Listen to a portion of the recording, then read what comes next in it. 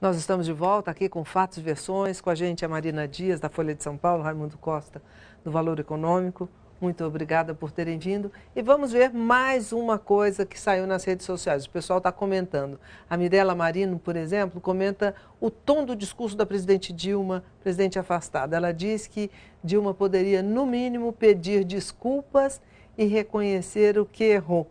Bom, era o que a gente estava falando, a dificuldade que ela tem de reconhecer onde ela errou. Eu acho que ela errou, e ela já reconheceu isso, quando não falou ali na campanha eleitoral do tamanho do rombo que existia. Ela vendeu o mundo cor-de-rosa e quando ela foi obrigada lá atrás, com ainda Joaquim Levy, a reorganizar a meta de superávit e dizer que não mentiu, que mentiu, ela tomou horror dessa história de que mentiu, que foi até a base aí também do processo, né? Não reconheceu o déficit, pedalar, e etc. e tal.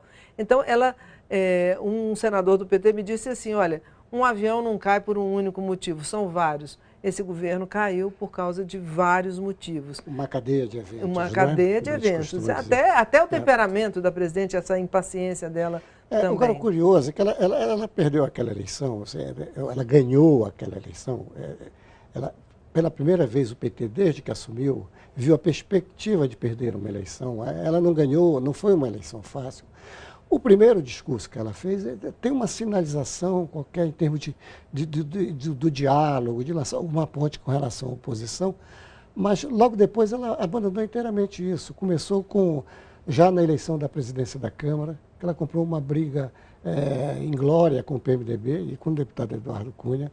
Aliás, uma das origens, um dos eventos dessa cadeia é esse, que a partir dali a Câmara ficou indomável, ela não conseguiu mais nada na Câmara. E o que você acha que vai ser do PT daqui em diante? Ele vai ter que se reciclar, né? Vai ser uma oposição vigorosa no Legislativo. Eu acho que o semblante do ex-presidente Lula na saída ali, na despedida da presidente Dilma, quando ela se afastava ali do poder, foi um semblante muito abatido, né? Apático. Aliados do Lula com quem eu conversei me disseram que nunca viram o ex-presidente Lula tão abatido como nesses últimos dias. Durante todo esse processo de impeachment, ele se empenhou em conversar com senadores e deputados para tentar converter votos a favor da presidente, mas ele teve raiva, muita raiva dela, ficou chateado, ficou deprimido, ficou triste, ficou sem voz, mas realmente no dia da despedida, no dia que ela estava saindo, ele não queria nem subir no palco com ela, ele não quis entrar no Planalto para sair com ela. Me disseram que ele não foi ao gabinete do terceiro andar. Ele não foi ao gabinete e a Dilma, quando saiu, sabe que ela saiu sem despedir de ninguém? Nem daqueles seguranças que ficam na porta, nem aqueles funcionários que são funcionários do palácio, né? Você vê a diferença de estilo. A diferença de estilo. Quando a Marina contou dos pacotes, que foram a da mudança lá, e houve realmente, foram tirados o retrato oficial da presidente em alguns gabinetes. E o Michel, que é um presidente provisório, legalmente o termo é esse, um presidente provisório, mandou recolocar, que as pessoas recoloquem. No tempo do Itamar, o que aconteceu? Os amigos tiraram uma foto dele, que não era com faixa, mas era uma foto dele, uma foto informal, e ficaram os dois até o afastamento definitivo. O pior aí para o PT é que o PT está saindo sem um discurso. E a presidente, sobretudo, a presidente está saindo Eles sem um estão tão discurso nervosos que a Marina contou para a gente aqui, que na hora que a presidente assinou o termo de afastamento, o ministro Rossetto aplaudiu, levou uma olhada, uma flechada, né? E levou uma flechada e aí disse na sequência, me desculpe, presidente, eu tô nervoso, né? Então atribuiu o gesto de aplaudir enquanto a presidente Dilma estava assinando a intimação ao nervosismo. E a própria Dilma assinou em pé, nem se sentou, ela estava impaciente, o secretário do Senado demorou um pouco a chegar. No trânsito, era uma coisa louca aquilo. E ela assinou. Ela encarou a coisa pessoalmente, não encarou institucionalmente. Mas e o Lula fim também, de uma era, né, Raimundinho? Eu acho que é o fim de uma era que calhou com ela. Então, ela deve se sentir responsável por alguma coisa e o PT responsabiliza Não, ela com exatamente muito. Não, mas também é uma injustiça, porque o PT tem parcela de responsabilidade nisso. O PT nem sempre atendeu às demandas das quais ela necessitava para votar e aprovar algumas coisas no Congresso. O ex-presidente Lula falou e aconteceu sobre as coisas que ele aconselhava e ela não fazia. Isso tudo ajudou a minar o governo da presidente. É que o Lula acreditava que ia poder influenciar muito no governo da Dilma quando ele apontou ela como candidata e depois na reeleição um pouco a contragosto. Mas ele achou que ia conseguir influenciar muito e a Dilma deixava ele alijado de praticamente todas as decisões. O que ele costumava dizer aos aliados ela me ouve, mas ela não escuta. Ou ela escuta, mas não me ouve. Mas você tem razão, isso é um colapso de uma época, né? Porque isso não aconteceu evidentemente na eleição, mas se você olhar em volta, no continente ou na América Latina, né? Esses governos gastadores, como a Venezuela, né? A Venezuela está... falta material, tudo isso. Essa coisa ia chegar aqui, em algum momento chegou. É isso mesmo. Bateu esse vento mais à esquerda e agora vamos ver o que vem para colocar no lugar. Mas vamos ver como é que foi essa primeira fase do processo de impeachment. Foram 162 dias, cheio de reviravoltas. Vamos ver.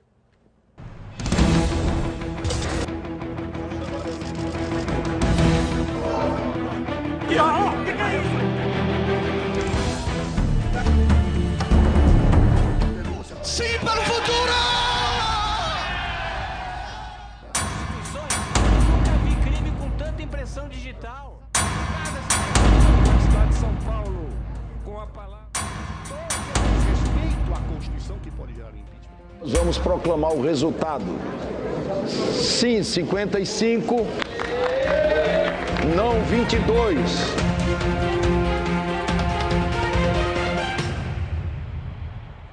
Foi bem mais longo que o do Collor, a nossa experiência sempre é o Collor, foi bem mais longo, mas o desfecho igual. E começou bem antes de abril, né, de janeiro, e isso, na realidade, começa logo depois da eleição dela, quando a oposição não reconhece a vitória dela, considera a vitória dela ilegítima, por tudo que aconteceu na campanha, não é preciso repetir aqui.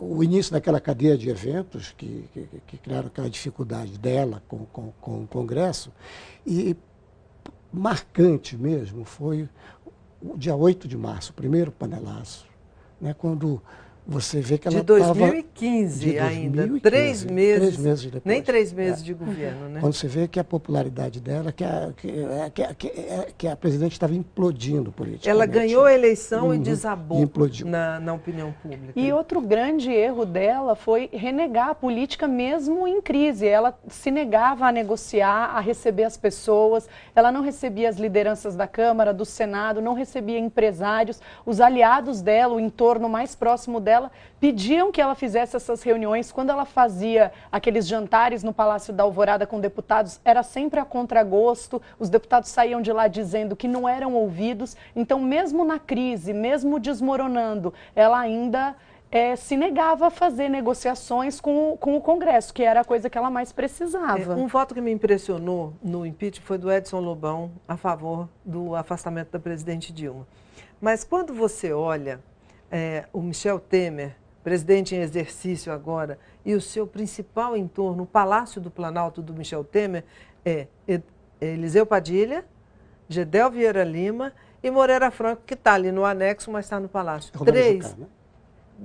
Três ex-ministros de Dilma Rousseff. O Romero Jucá, o gabinete dele é no Ministério do Planejamento. Ele é fortíssimo, núcleo, né? Ele é fortíssimo. Aliás, nós vamos falar dele daqui a pouco. Mas esse núcleo aí, todo trabalhou para Dilma e, quando saiu para trabalhar contra ela. Então, isso quer dizer alguma coisa, uma dificuldade de convivência bastante intensa, né? Não dá para aceitar a palavra golpe. Pode-se falar numa conspiração, também não, porque isso vem desde o ano passado, como nós vimos, né? Houve momentos de alto, houve momentos de baixo, houve um momento Teve a que carta o Supremo... do Temer, teve aquela a carta do Temer, carta. o Supremo, depois teve uma hora que o PIB estava a favor da Dilma, teve uma hora que o PIB tirou o apoio da Dilma. O PIB, você fala, os principais homens da economia brasileira. O produto interno bruto, né? Teve um momento que o Supremo, que na minha opinião, no geral, só acabou jogando contra a Dilma. Porque ele revalidou, né? Convalidou tudo. Aquela decisão de dezembro, ela deu tempo para que o PMDB se recompusesse. Né? O Eduardo Cunha foi lá... A decisão de dezembro de dezembro. Quando ele o PMDB estava rachado ali. Se vota ali, provavelmente ela ganharia. Quando o Supremo decide, quando o Supremo entra nas questõezinhas da Câmara, o que é que fez a Câmara? Acabou com a convocação extraordinária, que estava prevista naquela altura, parou tudo, né, até fevereiro, março. Nesse tempo, o PMDB que estava rachado, o Michel Temer, que estava sendo contestado para a presidência do PMDB, se recompôs com os principais caciques PMDBistas, se reelegeu e voltou muito mais forte do que saiu. Eu acho assim que um processo como esse vai revelando pessoas. Eu falei que o senador Lobão votou pelo impeachment, mas o senador Armando Monteiro foi à tribuna defender a presidente Dilma. Então eu acho que os processos, quanto mais críticos, né, quanto mais delicados, eles acabam revelando as pessoas. Né? E no final das contas, ao fim e ao cabo, você vai olhar, tem muito a questão regional, a questão política, por isso que a rua é tão peso, citada, né, tão grande, porque o sujeito vai votar contra a vontade das ruas.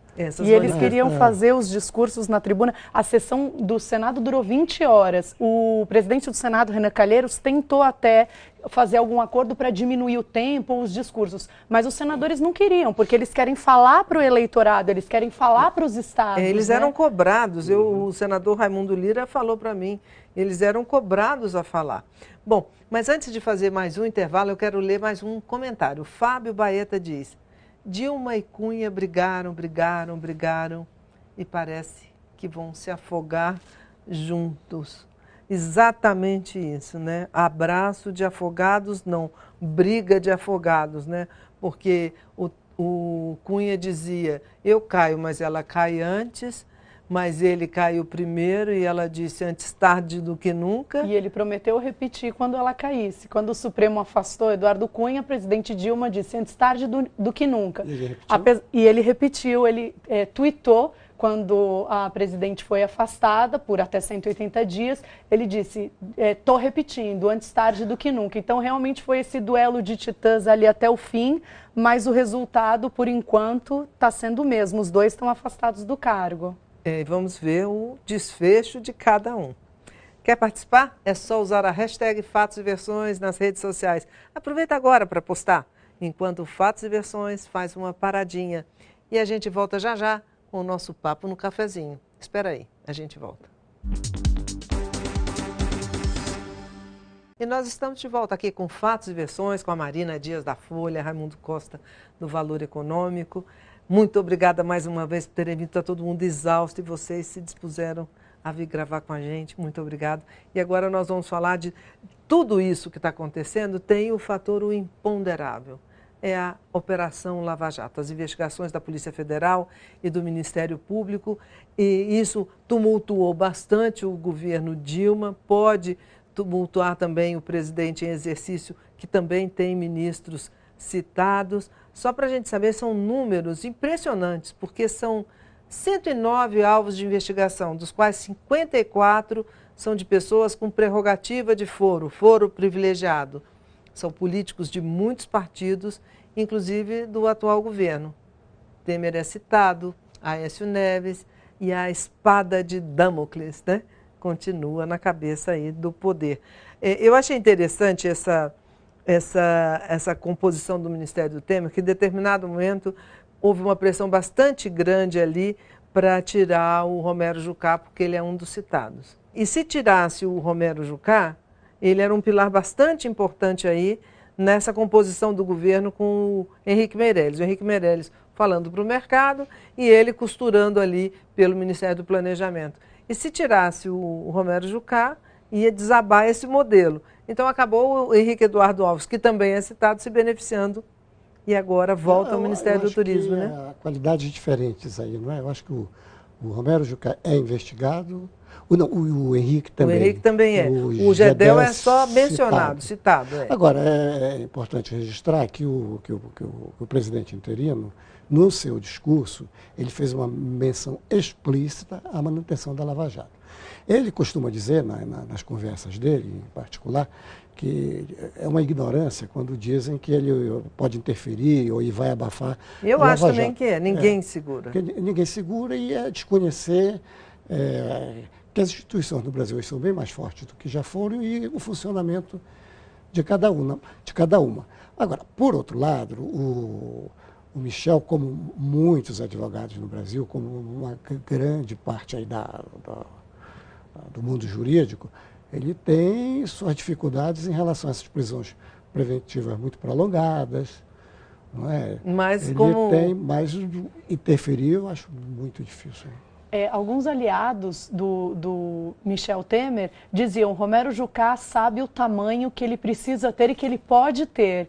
Então, estavam tentando indicar ali que talvez ele não ficasse numa pasta tão importante, mas acabou ficando pela sua ligação com o Temer e também por toda a importância que ele vai ter nessa articulação no Congresso. Essa aprovação das medidas econômicas de saída do governo Temer, elas são muito importantes, o Temer sabe disso, e o Romero Jucá é um articulador muito bom ali entre os parlamentares que o Michel Temer não podia abrir mão. E foi isso que ele fez e colocou ele num posto importante. E agora ninguém imagina que a Operação Lava Jato vai ser tão acelerada no caso do Romero Jucá, porque foi oferecida a denúncia, ainda tem muita gente na frente, tem o Eduardo Cunha, tem o próprio Renan Calheiros na frente, o ministro Fachin diz que está perto de liberar o caso do Renan Calheiros. Agora, quem era do governo Dilma que perdeu o foro, pode ir lá para... Põe as barbas de molho. Pode, né? as barbas de molho. Até porque abriram umas vagas lá na carceragem, né? O hotel lá da Polícia Federal tem vaga. Exatamente.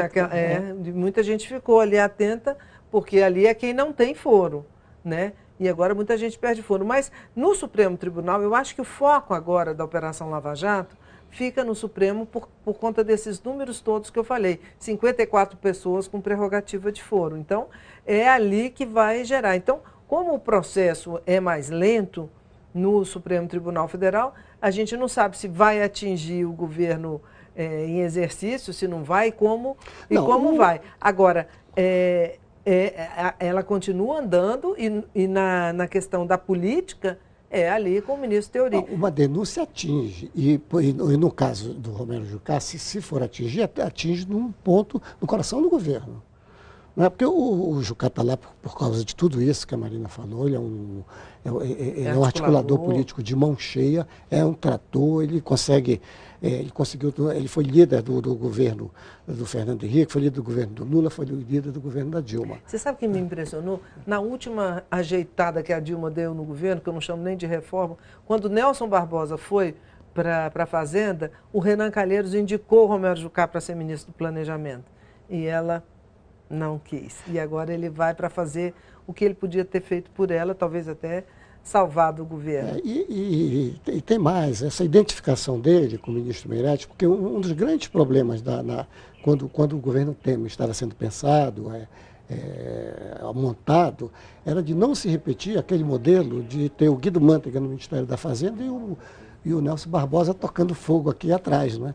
Então, pelo menos na largada, eles mostraram muito entendimento. Mas precisou o Temer dar uma chamada, porque o Meirelles tinha reclamado para o Temer que o Jucá estava falando muito sobre economia. E o Temer fez uma chamada. Quem fala de economia no meu governo é o Meirelles. Na primeira reunião ministerial na sexta-feira... Aliás, ele foi confirmado antes de todos exatamente para isso. Exatamente, para dar o tom do governo. Né? Mas já que nós estamos falando desse imponderável aí da Operação Lava Jato, não é propriamente uma novidade, mas o ministro Teori Zavascki, na sexta-feira à tarde, ainda autorizou a abertura de mais um inquérito contra o senador Fernando Collor, que também foi um voto a favor do processo de impeachment da presidente Dilma. Ou seja, as coisas vão andando, pode até demorar um pouquinho mais, mas vão acontecendo, e agora com os políticos que apoiam ou que não apoiam o governo.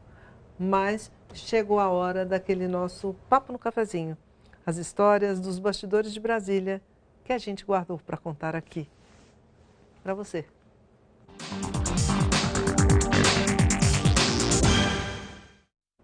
Meu cafezinho é o seguinte: todo mundo quer saber como é o processo decisório do presidente em exercício, Michel Temer. Eu também, porque ele não é executivo há muito tempo, ele sempre foi do legislativo e vice ali.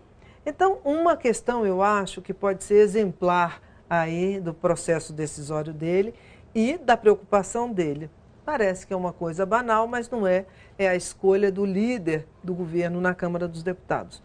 Houve a indicação do deputado Rodrigo Maia, que é do Democratas do Rio, mas esse centrão aí, que esses 12 partidos que juntam quase 290 e poucos deputados, indicou o deputado André Moura, PSC, né? Então, só que por trás de André Moura, além desses partidos, tem ali uma figura conhecida e citada em prosa e verso, Eduardo Cunha. Ele está ajudando e pressionando pela indicação do André Moura. Então, a gente vai saber, quando o Temer escolher, se ele vai escolher ali com uma escolha abençoada ali pelo Eduardo Cunha, ou se vai cumprir o que estava escrito, que era indicar o Rodrigo Maia. Só lembrando que o Eduardo Cunha está afastado exatamente por interferir ali nas questões. Agora ele já quer interferir no governo novo.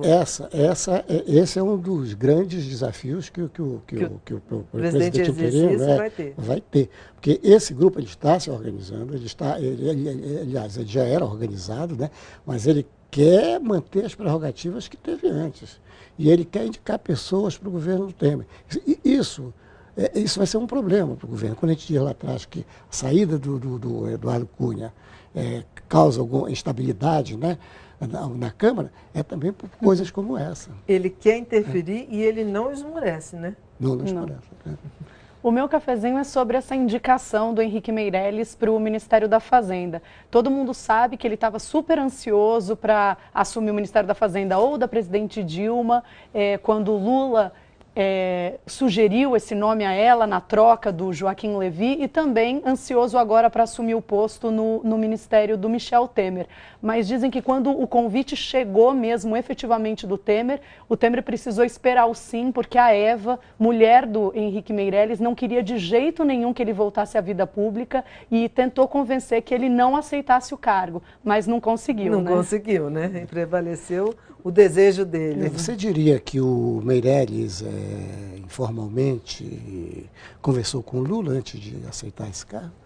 Olha, eu não ouvi falar sobre isso. Eu acredito que não, porque ele tinha dito ao Lula que ele só aceitaria virar ministro da Fazenda da Dilma se ele tivesse carta branca para indicar de baixo a cima o presidente do Banco Central, enfim, como ele pediu para fazer agora com o Temer. E o Lula disse, olha, com certeza isso a Dilma não vai deixar. E por ali ficou a conversa dos dois. Acredito que não tenham se falado, não. E o seu cafezinho? Eu queria voltar na questão da Lava Jato, Cristiana, porque essa é uma questão que preocupa esse núcleo de governo ali, dessas pessoas próximas ao Michel Temer. Porque você vê, existe ali gente que está muito consciente, muito atenta ao fato de que isso tudo aí, o impeachment, tudo isso só ocorreu por causa das ruas. E a agenda das ruas era essa, né? A questão ética, a questão moral, ela sempre esteve presente. Os personagens, o que era? Era o Fora Dilma, era o Fora Lula, o Viva Moro, não é? E sempre o Moro estava presente em todas as... Então, isso preocupa muito ali ainda o governo Michel Temer. Acho que vamos ter ainda algum desdobramento sobre isso. Que tem gente vulnerável ali também, né? Agora, quando você pergunta para ela, você acha que o Meirelles perguntou para o Lula, e talvez não, mas... talvez uma das últimas conversas pessoais do Lula com o Temer, me disseram que o Lula reclamou mais da Dilma do que o Temer. Então, imagina o grau que estava aquilo. E o Temer estava ali às voltas com aquela carta do final do ano passado. Então, dizem que aquela carta até foi o Lula que indicou. Falou, olha, ele falou, vou conversar com a Dilma terça-feira. Ele falou, não vai não, manda uma carta porque ela não dá certo com conversa. Ela prefere ler. Foi aquela carta, então, estimulada pelo próprio Lula. Isso não sei se vai fazer parte da lenda urbana ou se é isso mesmo que aconteceu, mas que o ex-presidente Lula estava reclamando da então presidente, né, Dilma, hoje ela é presidente afastada, e isso estava bastante. Diz que o Michel mandou a carta justamente porque quando eles conversavam, ela falava o tempo todo e não deixava que ele dissesse o que queria. E as apostas para a semana que vem? Eu acho que uma aposta que é geral é a composição da equipe econômica que o Henrique Meirelles prometeu para segunda-feira. Pelo jeito, até BNDES, Banco do Brasil, né? Até porque o Moreira Franco quer fazer a primeira reunião daquele conselho da privatização do grupo de trabalho, e um dos conselheiros é o presidente do BNDES, provavelmente vai ser um novo. Eu acho que Banco Central, Caixa Econômica, Banco do Brasil, se vê nomes novos ou não. Eu vou apostar nisso. Olha, e os primeiros atos do governo? Não, sem dúvida. E as primeiras medidas, porque você vê que a simples fala do Meirelles e do Jucá, que deve soar como música para o mercado, não foi suficiente para mudar o ânimo. Então ele tem que mostrar uma agendazinha aí, né? Semana que vem ele tem que mostrar o que quer fazer, tem que dizer quem é o presidente do Banco Central, isso ele já prometeu. Né? Tem os fatos positivos. Na entrevista do Meirelles, o pessoal destaca, é que nunca antes um ministro da Fazenda, na sua primeira entrevista, disse que ele ia indicar os presidentes dos bancos públicos. Quem né? vai escolher? Eu, né? Eu. Falou eu. Quer dizer, o que incluiu o BNB, Banco do Nordeste, o BASA, Banco da Amazônia, que nós sabemos, né? Caixa. E que tinha muitos políticos nesses cargos todos. Né? Inclusive, de senadores importantes que depois vão ser decisivos na votação do impeachment da presidente. Isso mesmo. E você aposta em quê? Eu aposto nessa montagem da equipe econômica, das primeiras medidas e também da votação da meta da revisão da meta, né? Se vai aprovar ou não aquele déficit de 96 bilhões. Porque ele disse que vai apresentar uma meta realista. Então, 96 parece pouco, né? Vamos ver.